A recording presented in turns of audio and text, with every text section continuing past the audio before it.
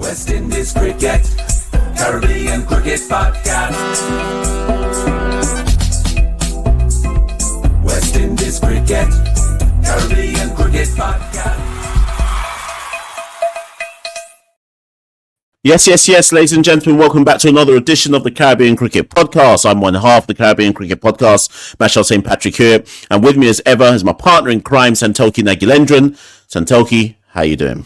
Yeah, all good, Mash. Looking forward to today. 72 hours after the landmark win, West Indies win in Pakistan, in Multan. We're done celebrating, and you know how Caribbean Cricket Podcast does. We're here with a dose of realism. So we're here to, we've got an episode about saving West Indies cricket is what we've entitled it. And Mash, when it comes to realism, real talk on West Indies cricket, there's only one man we could get on the show for this occasion. Yep, indeed. And the thing is, we decided a long time ago that we were going to call this one Saving West Indies Cricket. But Santoki, haven't we just turned the corner? So there's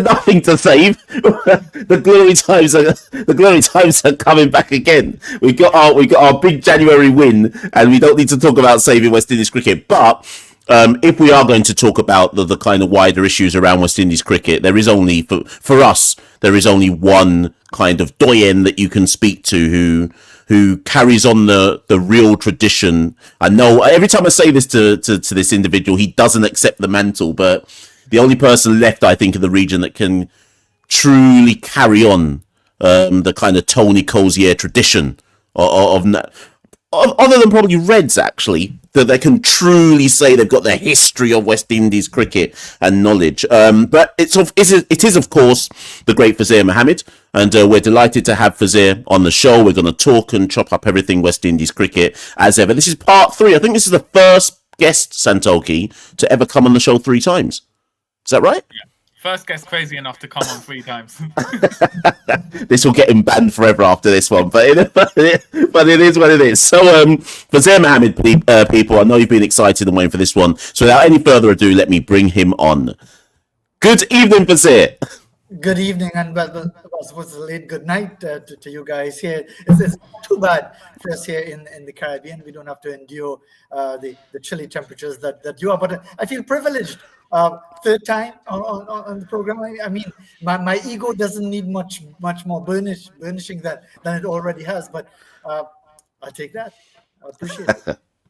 So, Fazeer, Santoki and I were discussing prior to bringing you on the fact that West Indies, they're just fresh off a historic victory in Pakistan. Someone asked me the other day, do I remember the last time West Indies won in Pakistan? And no, I was old enough, but I don't remember it. Even when I think back to the kind of Brian Lara era of Lara going to Pakistan and scoring runs, we still got whooped in Pakistan. There was that one victory in the UAE when Pakistan were obviously playing their cricket in the UAE. But Fazeer, where do you rank the victory in? Let's just start there. Where do you rank the victory in Pakistan? Not as high as the Gabba last year, because yesterday was the first anniversary of that victory. So that's why getting carried away is always going to be guarded, because we knew what happened after that sensational victory at the Gabba. But it's a significant result.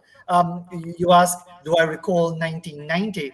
That was actually Brian Lara's maiden test series. He played the final test match of that series in Lahore, scored 44. Ian Bishop was an outstanding fast bowler at that time, picked up a lower back injury. That was the start of his issues with back injuries, and the series finished 1-1. It was the third of a triumvirate of outstanding series between West Indies and Pakistan.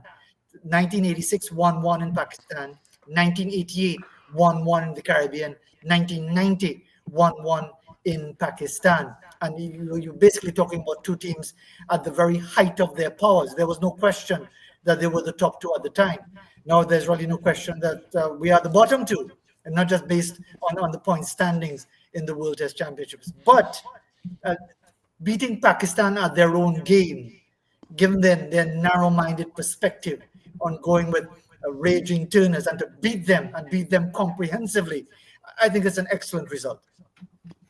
Yeah, I think there was great irony in the fact they were talking about these spinning pitches being used to get them to the World Test Championship final in 2027. And one game after they said that, they lost to the West Indies. So it'll be interesting to see how sort of Pakistan change their philosophy, or if they stick to their guns and create raging turners going forward. But Fazeer, obviously, it was a record-breaking test for West Indies, or record-breaking series. Some would say for the wrong reasons. It was the first time numbers 9, 10, and 11 in the batting order top scored in innings, and then they did it again in the second test. Sort of the batting, obviously, is from the top order. We don't have a Brian Lara in this side. Sort of, what do you make of the batting, and what does it sort of show at the moment about the systematic issues in the region with creating batters who can score runs at an international level? Absolutely, and that is precisely the issue, Santoki. And yes, there were records happening, consecutive test matches, but they're purely contextual, because we've had situations where 9, 10, and 11 scored a lot more runs than that trio. Of course, famously, Tino Best got 98 batting at number 11 in England in 2012, and Tino will always be talking about that and wondering why he missed out on 100. But the fact that it's a world record, the fact that it's happened twice, just magnifies the ineptitude at the top order. And we've got a regional first-class championship starting today in the Caribbean with barely any fanfare, if at all. It's hardly being promoted by Cricket West Indies. It's almost as if they don't want people to be aware that this is going on. But again, this is supposed to be a premier competition when we're talking about the red ball game, and something that will give us some inkling as to whether or not there's any hope for the future. But Santoki, to your point about the present batting, I don't think we could say that they're completely clueless. I don't think we could say that they don't know which end of the bat to hold, for example. The fact is, when you see for someone like an Alec Athanaze, when he got that half century in the first test match, Kavem Hodge, and even though he was dropped, Casey Carty, the way he shaped up towards the end of 2024, when he got that 100 against England in the one-day international and got a 95 against Bangladesh. And of course, even Craig Brathwaite, okay, he might be stodgy, you don't really want to have a look at him, but the point is that there is enough to suggest that, no, it's not a Brian Lara type thing, or Shivnarine Chandapol, for example, as far as productivity, but with work, with dedication, with application, and with opportunities, they could amount to something decent. But the problem, one of the problems, and I'm sure you gentlemen are going to expand on it when we pose some questions at each other and so on. But when you've got an environment where mediocrity is enough, when basically walking around with an average of 22 or 29 or 31 almost commands you a place in a West Indies test match team, where's the motivation to excel? So that to me is the greatest challenge, because invariably Alec Athanaze will look like $1 million, but gets out at 30, 40, or occasionally 50, because again, we have enveloped this culture of mediocrity that tells us that 30, 20, 35, that's enough.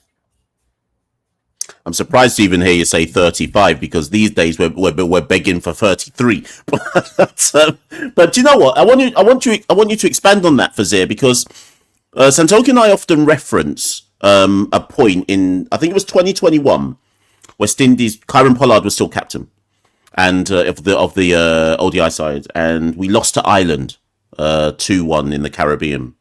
And Pollard said in an interview afterwards, there is a batting epidemic in the region, and until we address it, we're going to keep having results like this, or keep having tremendous failures like this. And from what I remember, when Pollard kind of gave that interview, rather than listen to what he was saying, people would prefer to cuss him and say that doesn't show leadership and so on and so forth. But I use that as a signpost to say that was 2021. But when do you remember thinking for the first time what's happened to the batting in the region? Because I asked Jimmy Adams this question about 3 years ago, and he said that he felt the standards in the region started dropping from, what did he say? I think he said something like the late 80s, early 90s. You could tell then. But when do you remember thinking, wait, where's our real batsmen? Where's our real batters in the region?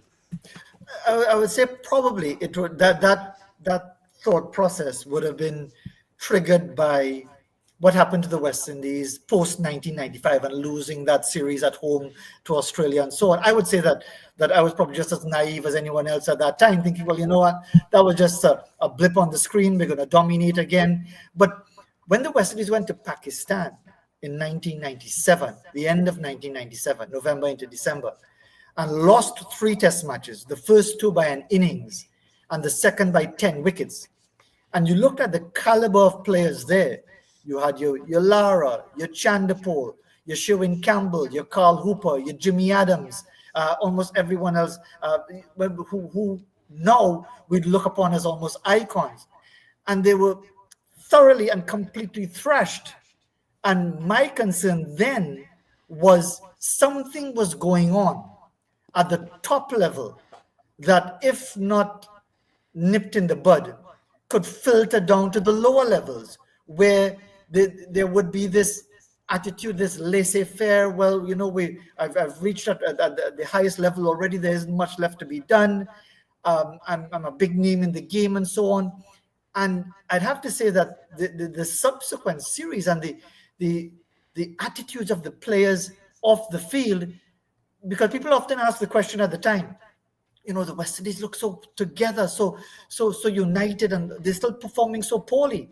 And I said, you know, well, the West Indies always look united, whether you lose in 2 days at Leeds or win famously somewhere else.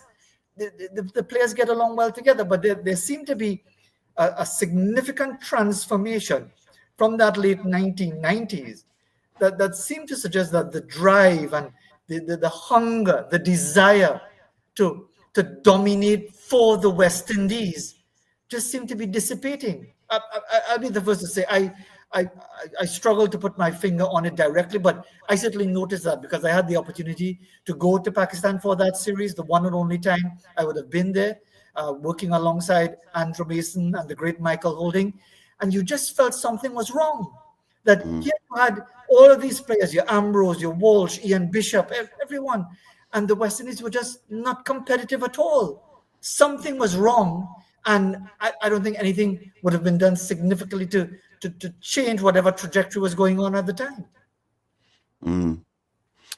Go on, Santoki. Yeah, I was going to say it's interesting because obviously Brian Lara's got his biography out, or autobiography out, and in between cussing Viv Richards, he does say in the 90s,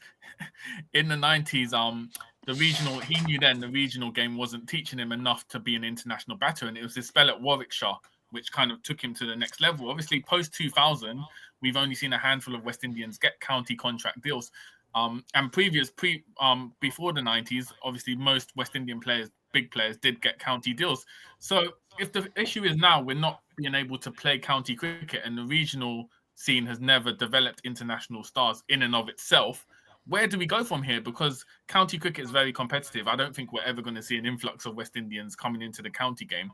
So how do we get to a level where the regional game is producing international caliber players when it's never been done before in West Indian cricket in history? Well, it's interesting, Lara's perspective there. And by the way, that's just a part of the autobiography, because remember, that's just England. There's still Australia to come and whatever else.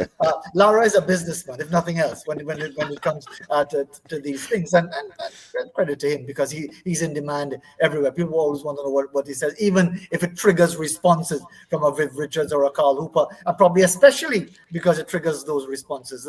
That's what you want in that regard. But I would challenge that in a way, because wasn't that the same time that Shivnarayan Chandapol came onto the scene, playing regional cricket primarily? Wasn't it the same time that Jimmy Adams and almost everyone else would have come on the scene, the late 80s, early 90s period, where we still had players who had good numbers? Even Chris Gale made his test debut in 2000, averaged over 40. Ramnari Sarwan, test debut also in 2000, averaging around 40. So I challenge that as to whether or not that would have been so powerful a situation at that time. But I understand the value of county cricket. I'm not diminishing it at all. But not that we want to go way back, but we need to remember, gentlemen, that West Indies cricket was dominant, not just in the 70s, 80s, and mid-90s, but we've talked about this already. The West Indies were the kings of the game in the 60s. The West Indies had come to England in 1950 and won 3-1. And you could have seen the growth then when no one was playing county cricket. They would have been playing league cricket. So I think it's almost a cop-out to say that it is the lack of exposure in county cricket. We know it's an excellent finishing school. We know that's not a debate. But we were at or near the top of the world before we had so many of our players playing county cricket. And I think what that has to do is with the level of competitiveness, the quality of the game at the club level, at the school level. And therefore, it bred an ultra competitive sort of environment. What you have now is that the mediocrity has taken over like a cancer to the point where it's almost commonplace to have a situation where teams are making 120 odd, 140 odd, 180 odd in club cricket, and that's considered not a bad effort. And there are many other variables, I'm sure, like quality of the pitches. We could talk about the administration of the game, the money, the lack of money, the big three and their impact, and so on, and so many other things. But if we're talking about the quality of Caribbean cricket per se, I think it takes us right back to the grassroots of the game and the failure to insist on the very highest standards. Fazeer, where do you stand on the notion that you're to blame? What a question. Now, let me explain. Let me explain, Fazeer, because as Caribbean Cricket Podcast has gained more traction, for want of a better way, I guess, of putting it, we've often been faced with people saying to us, you need to be more positive about what's going on in West Indies cricket, and you need to focus on the things that are going well and stop deriding poor performances or this, that, and the third. You're far more experienced in I don't know why I made that statement. Of course you are, in the media field, and I'm fairly certain that you've been catching pelts since since the late 90s. So where do you stand on this notion of we must be positive versus being realistic at the same? How do you traverse that field? I understand what some people are saying about that. I've actually got it from even when I was doing television commentary. The odd director or two would say, well, you can ease up a little bit, on air, especially with your perspectives. I said, and then my response would be, was it wrong? And the answer would be, well, no, it wasn't. It's just that, it's a bit harsh. But from very early in my broadcasting career, I remember working on radio here in Trinidad and Tobago and doing programs ahead of a test match, and fans would be calling in and saying, we're going to win, we're going to beat them up, we're going to mash them up, and so on. And when asked for my opinion, I said, well, I think we're going to lose. And the obvious response would be, what kind of West Indian are you? And I would say, well, let's differentiate something here.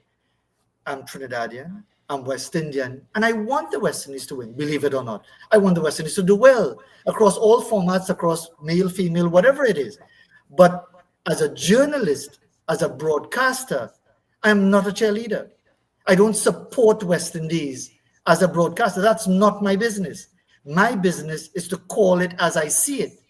And if you say I'm negative, I have no problem with that. If you say I'm not, building up the guys and not being positive, I have no problem with that. But if you say I'm unbalanced, if you say that I'm too negative in the sense of ignoring the positives, and therefore I seem to rejoice in negativity, I would say, well, show me the evidence. Because I at the risk of sounding big-headed, I would think that my perspectives are as balanced as I would try to let it be on air. Of course, I'm cheering for the West Indies off air, but on air, if you've got a situation where the West Indies are struggling badly and playing badly, is it my job to cheer them up? Is it my job to spin it positively so that I won't be hard on the guys? I mean, the situation that I encountered with Phil Simmons in Australia in 2015, where for briefly I was banned from interviewing the West Indies players because they felt I was being too negative. And I was approached by the team manager at the time, Sir Richard Richardson, saying, well, to ease up a little bit. And my response was, well, if the West Indies play better, I'll speak what is going on in front of me. And that was the best response I could give. And I understand when people are fed up of it.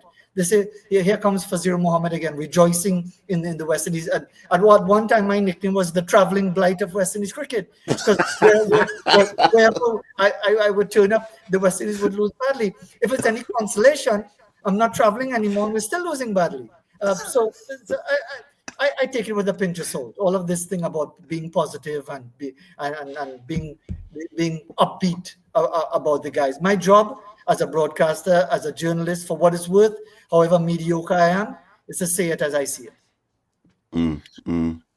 Do you think that that's a hindrance to West Indies cricket, the lack of voices providing that sort of balanced view? Because we've seen it when West Indies won at the Gabba.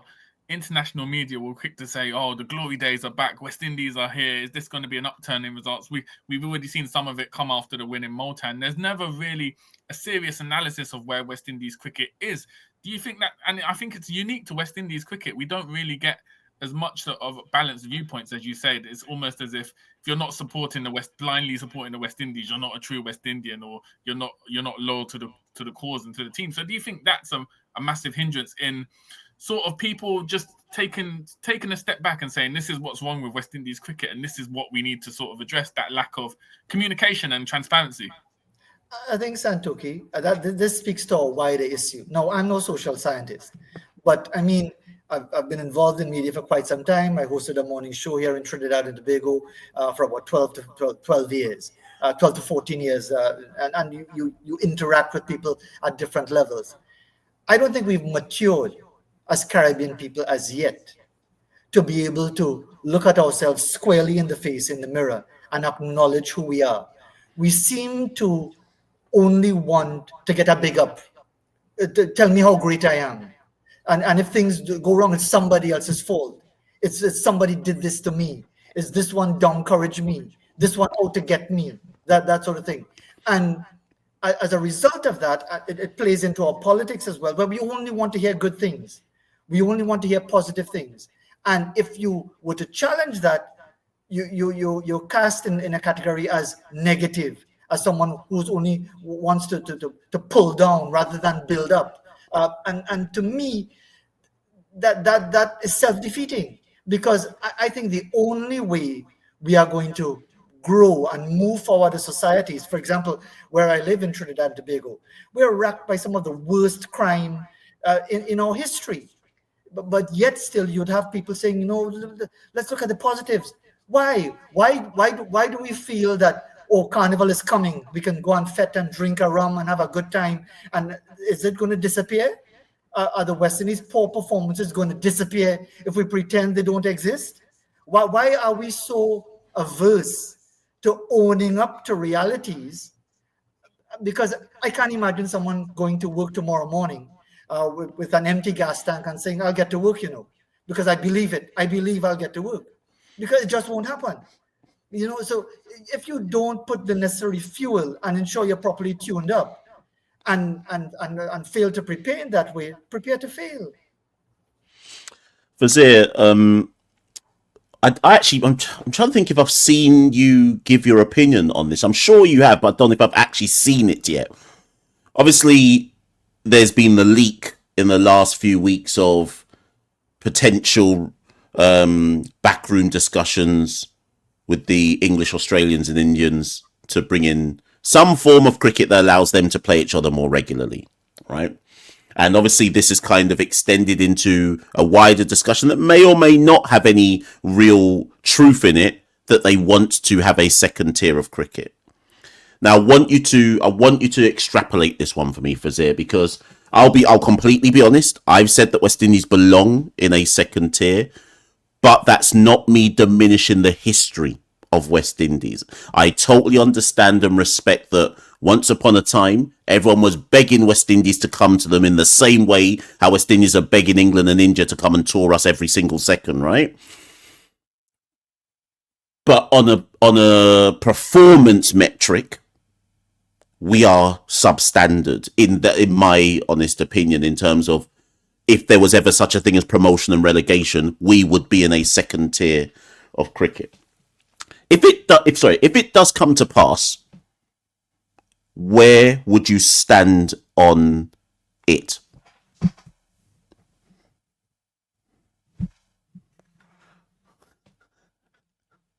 Well, that was such a major that was such a major question. It froze Fazeer. We'll have to wait for him to come. We'll have to wait. We're not even gonna, in true Caribbean cricket podcast style, we're not even gonna edit it. We're gonna leave that in and wait for Fazeer to come back to the show, people. Which leaves me and Santoki to ad lib in the meantime. Freestyle mash. Jermaine Blackwood Yeah. century. What are you saying? Blackwood in for the Australia tour? So do you know what? So I watched quite a bit of it today. Just seen if Fazeer messaged me. I watched quite a bit of it today, and it's. Do you remember before?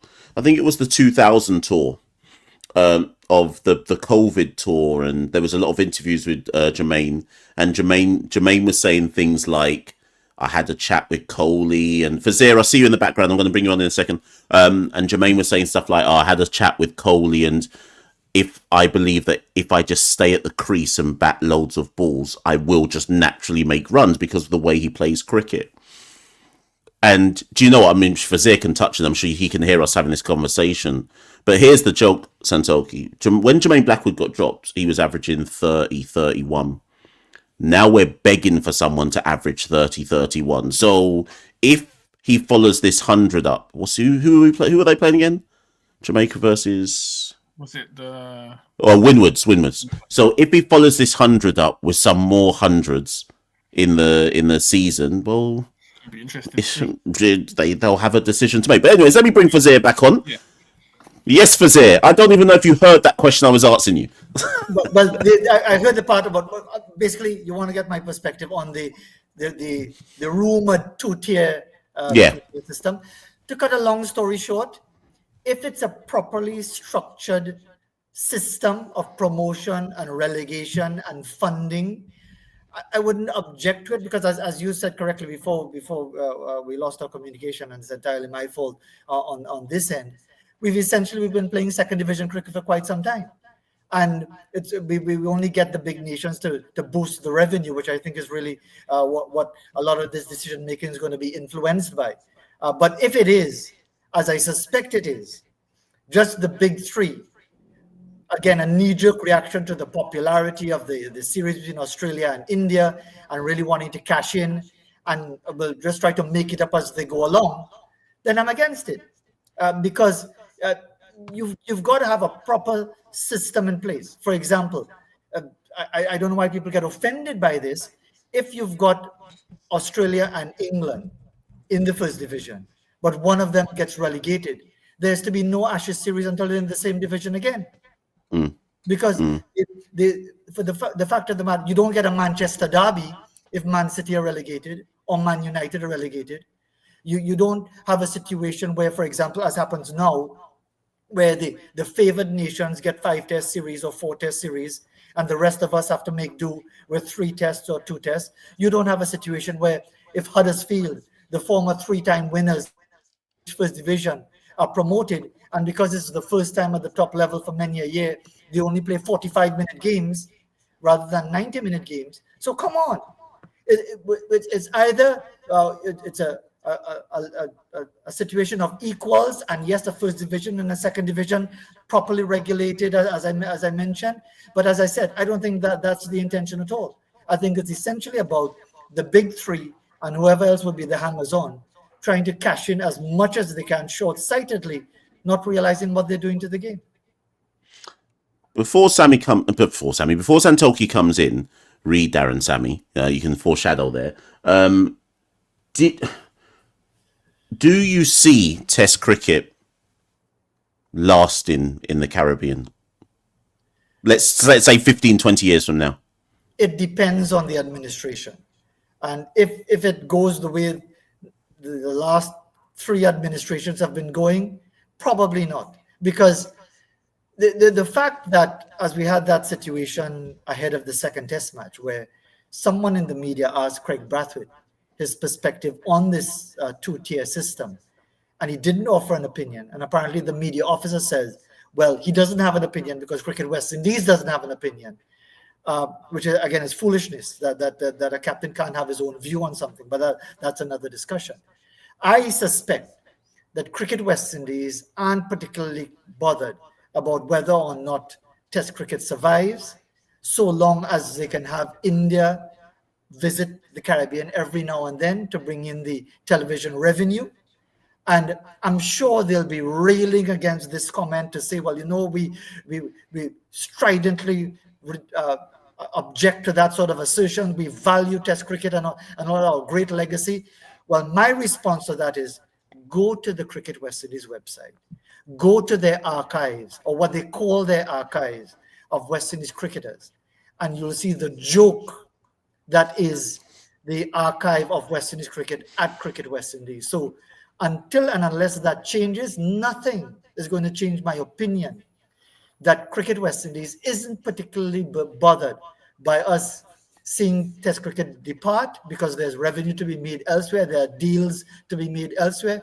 You may recall as well, gentlemen, that sometime around 2017, 2018, into a bit of 2019, before the administration changed, the official line from Cricket West Indies is that the West Indies are now to be known as Windies. Yep, I remember.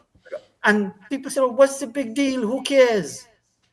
Again, to me, that reflects a complete disregard for West Indies and what that means. Because again, let me draw a football analogy, because many of us happen to be football fans. You wouldn't say, well, let's change it from Liverpool FC to Reds.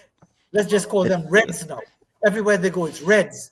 They'd probably burn down whichever media house said that.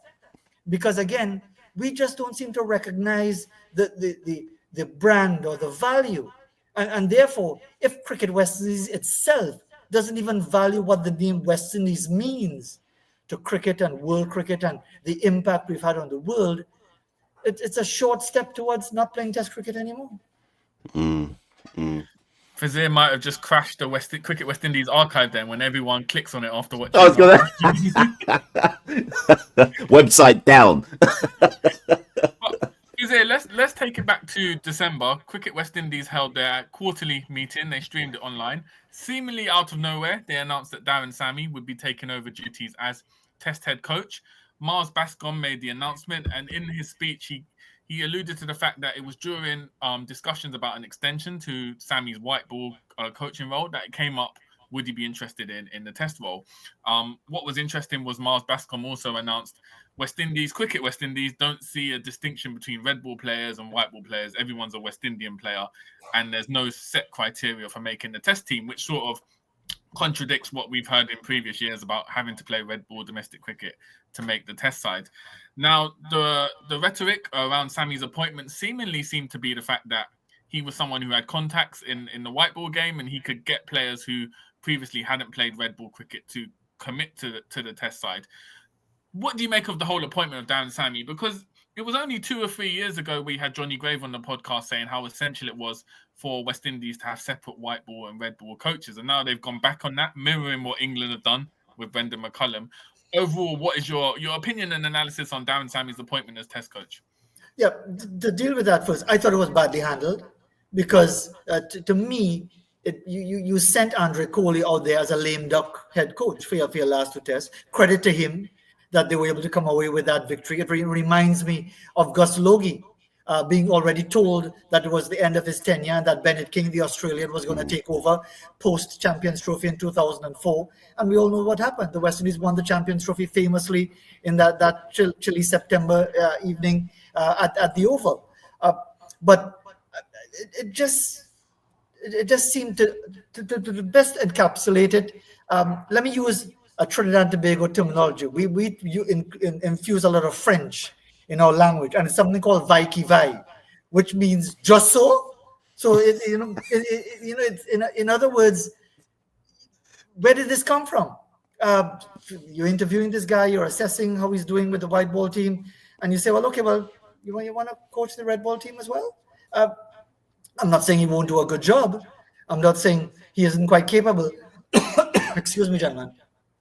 But it's just the manner in which it was. I thought it was disrespectful to Andre Coley as well.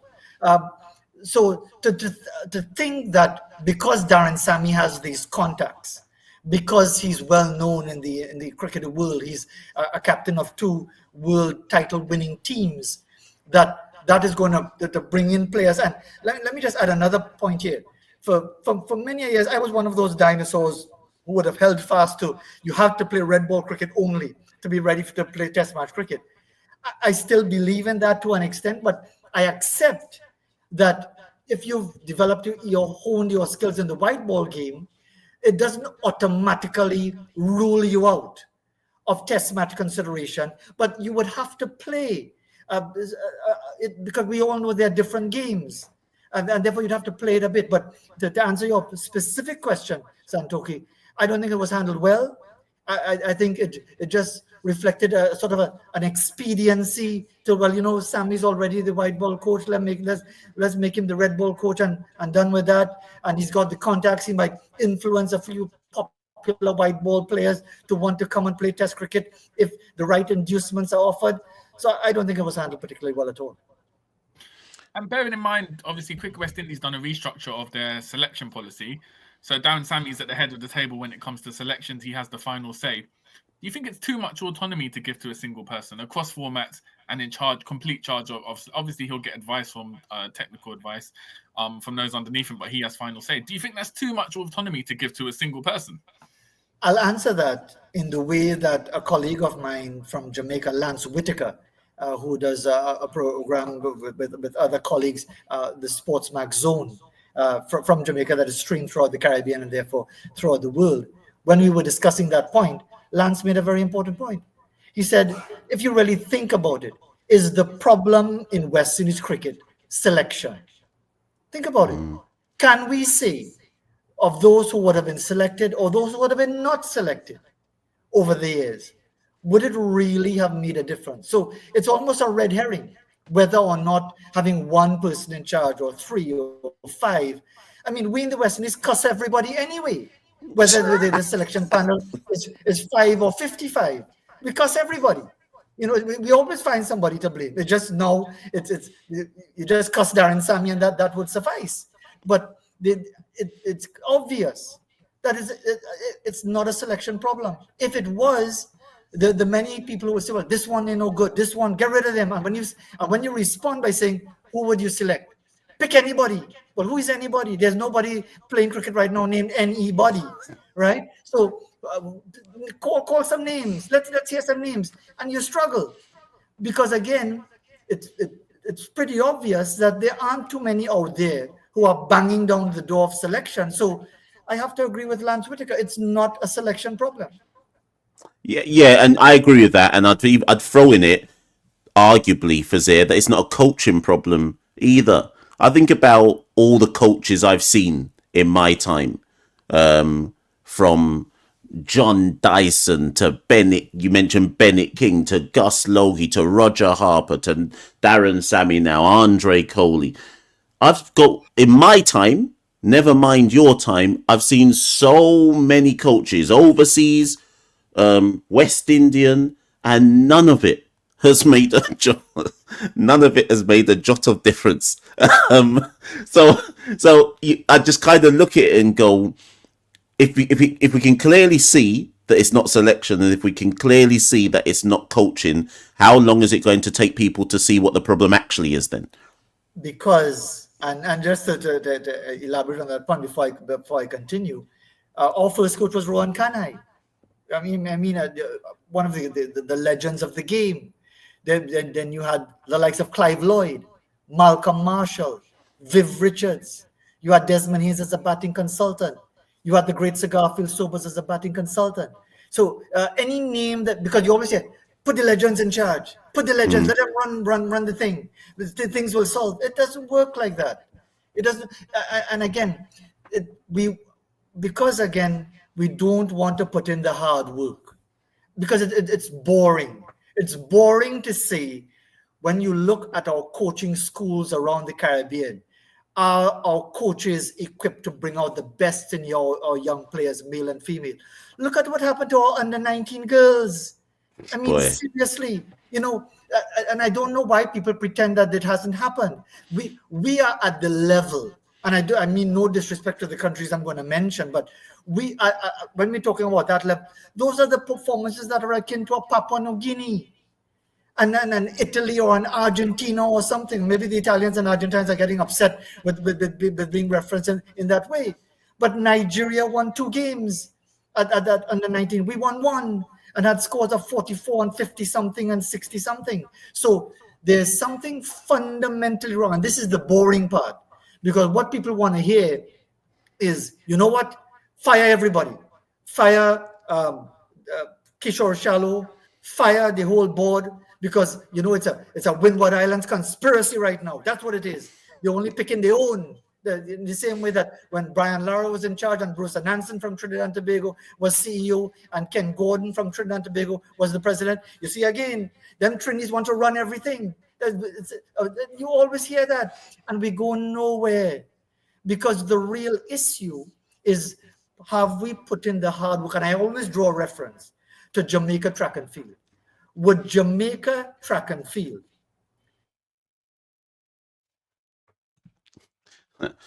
Jamaica just shut down Fazeer. Don't worry. don't worry, people. Fazeer will be back again shortly. Trinity Internet right now is playing havoc with Fazeer Mohammed. But yeah. Santoki. So Fazeer's back. He's back.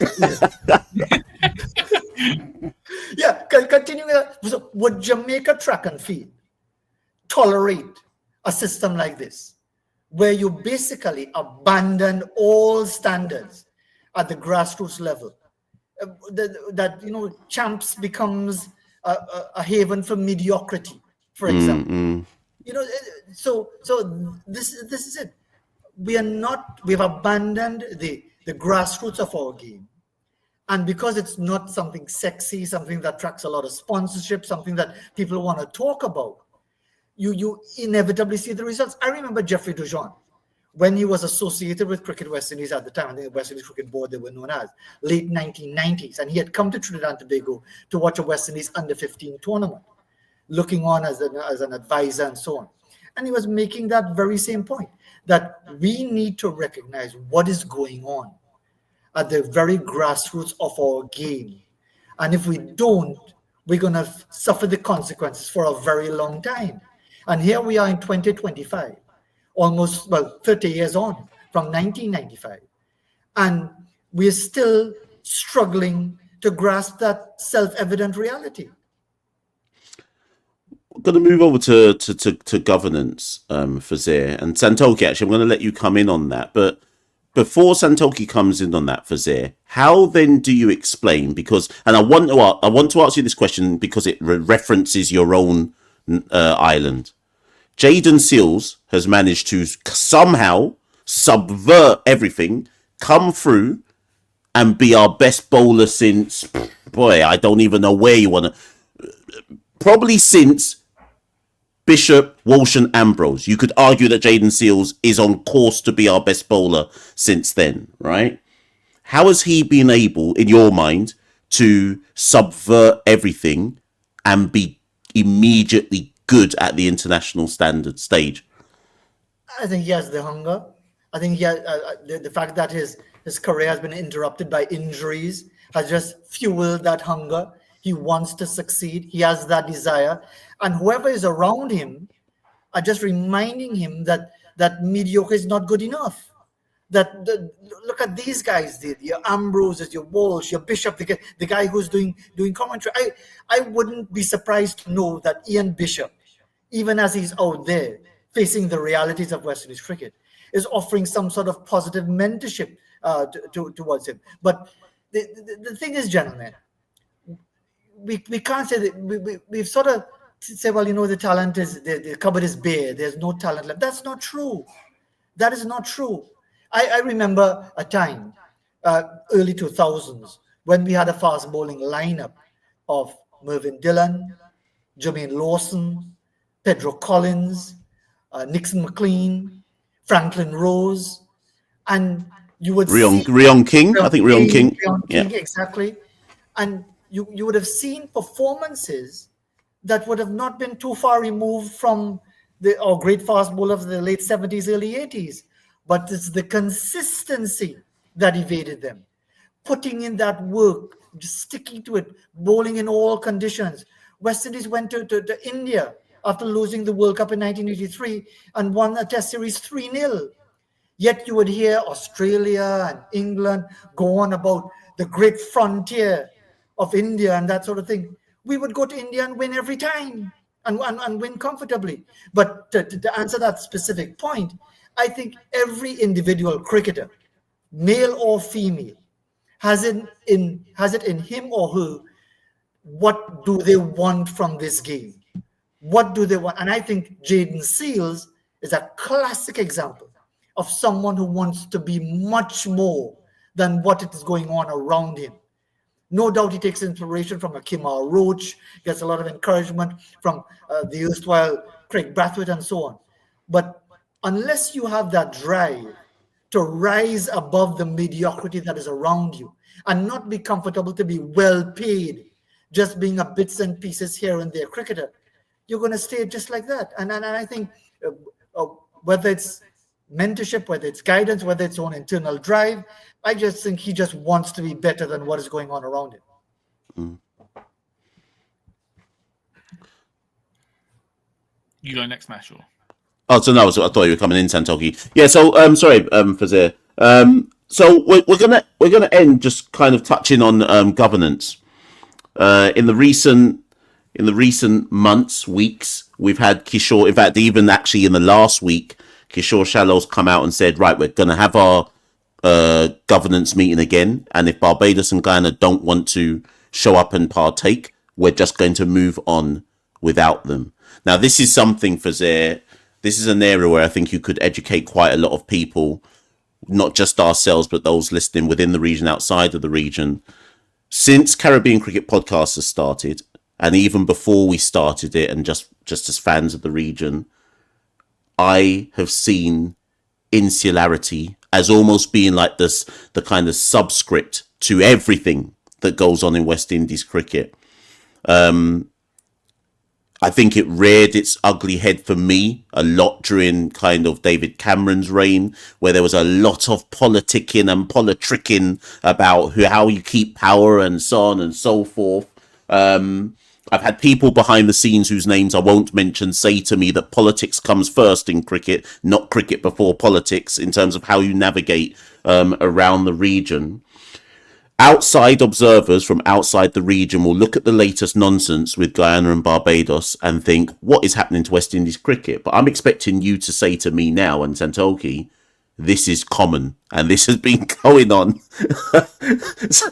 ad infinitum since West Indies cricket began. But what do you make of all this? Why do you feel that some, because it's not always Guyana and Barbados, it's been others at different times, what is preventing them from having West Indies as the main goal and everyone working together to actually make the changes that we've been discussing on this episode?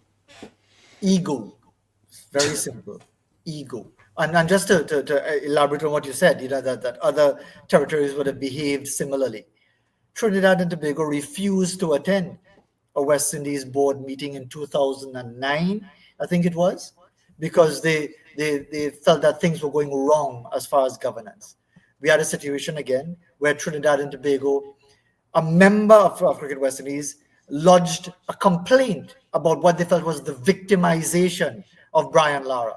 And it forced the resignation of the second vice president, a gentleman by the name of Dr. Baldwin Mutu, because being in that position, he was already a member of the West Indies Cricket Board. And he said, how could I be part of an organization that is condemning the organization that is part of, and still stay in that organization? So I say that to say that yes, insularity has always been there, but what is especially painful now is ego.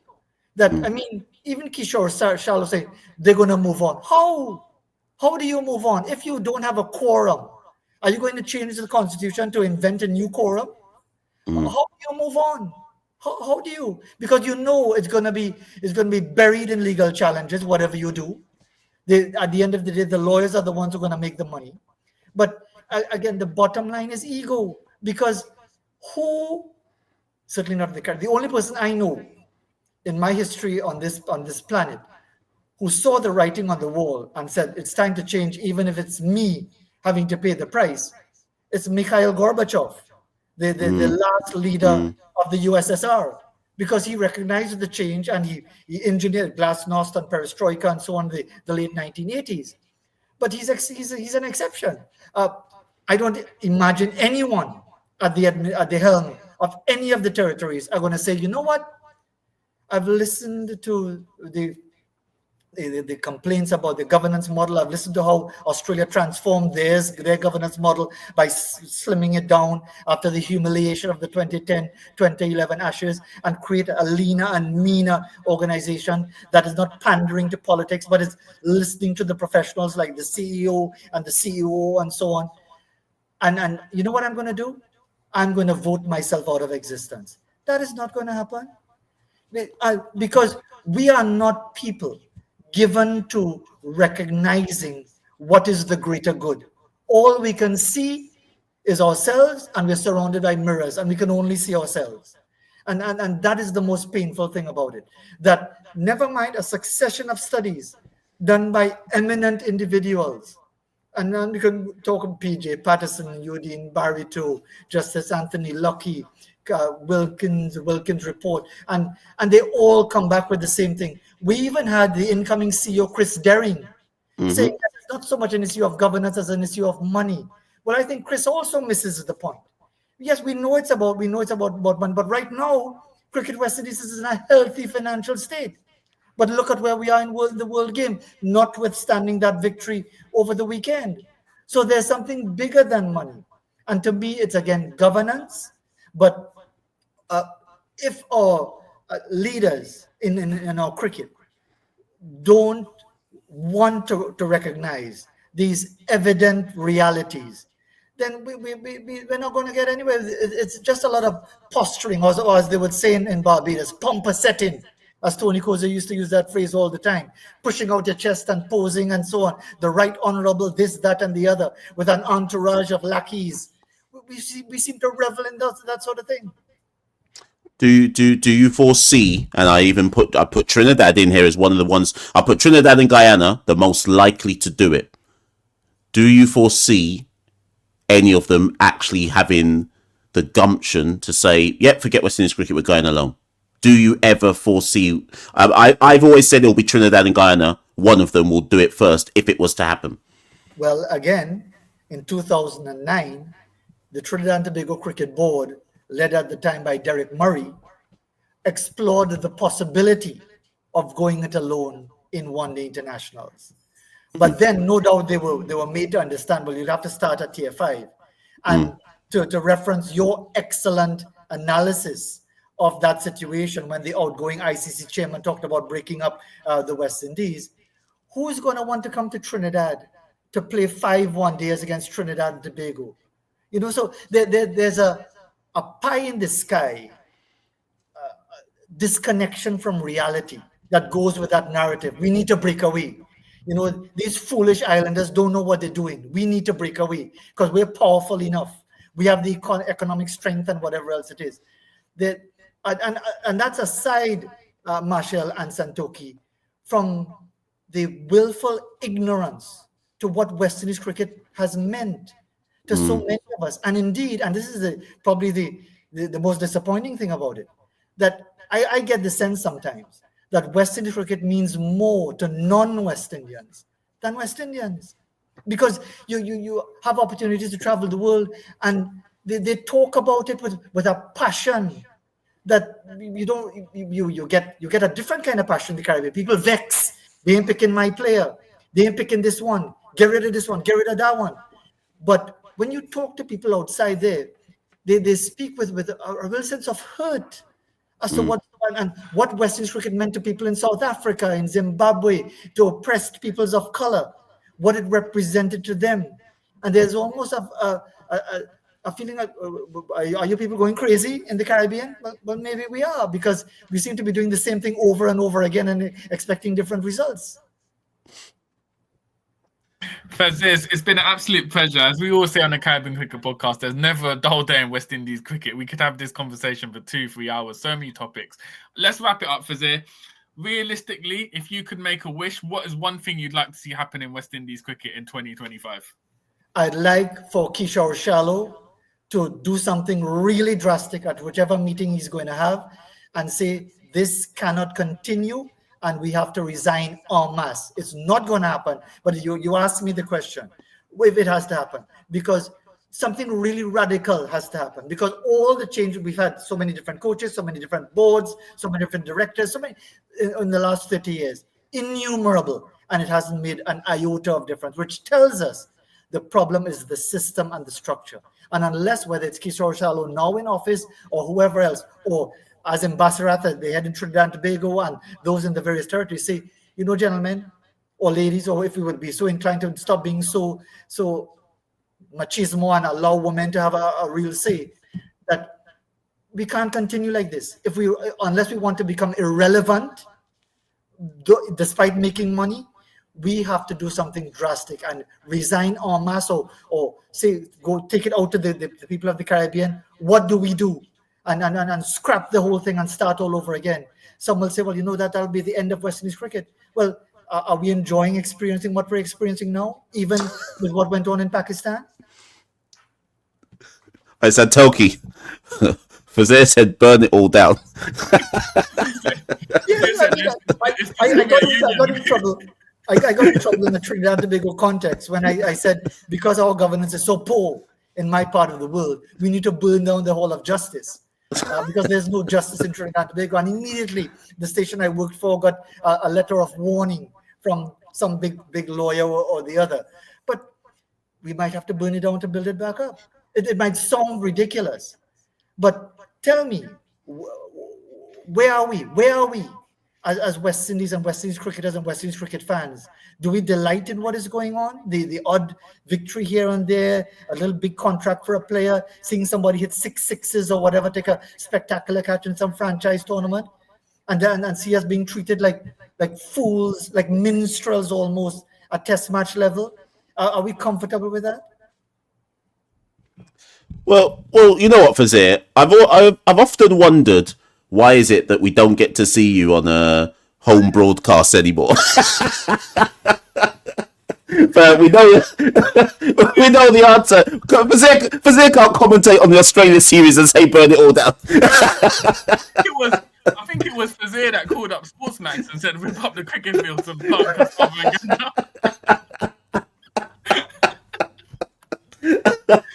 But on a serious note, though, Fazeer, however emotive some people find the language, and I'm sure in the comments below people cuss and say, how dare Fazeer say something like that. But I agree. We'd have no qualms saying that about other institutions in life. Like, if something was going drastically wrong, in government, nobody would have any qualms with saying, well, obviously we need to rip it up. we need to do something about it. And I think the phrase that I would use based on what you've said is that we are sleepwalking. That's effectively, or we've been sleepwalking, and we will continue to sleepwalk unless things are literally built back up from scratch again. But listen, Fazeer, Santoki's gonna close the show off. As Santoki says, thank you so much as ever for giving up your time and coming on. Over to you, Santoki. Yeah, thank you, Fazeer, for giving up your time. Insightful as always, and we hope to get you back for a record-breaking 4th appearance in the near future. So that's been us with Fazeer Mohammed. Thank you, everyone. Like, comment, subscribe to Caribbean Cricket Podcast, and we'll see you very soon. West Indies Cricket, Caribbean Cricket Podcast.